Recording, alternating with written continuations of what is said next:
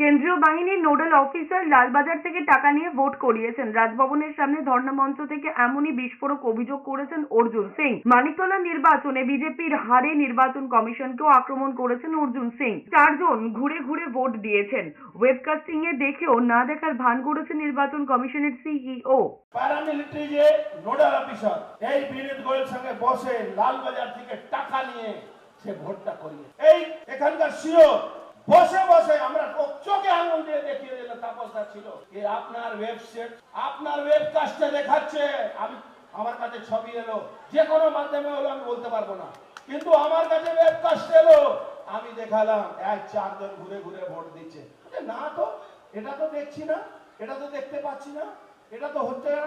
অর্জুন সিং যখন কেন্দ্রীয় বাহিনী এবং নির্বাচন কমিশনকে আক্রমণ করেছেন, তখন তৃণমূল নেতা কুণাল ঘোষ বলেছেন, কেন্দ্রীয় বাহিনীর ভরসায় তো রাজনীতি করে বিজেপি। অভিযোগ করার থাকলে অমিত শাহকে করা উচিত।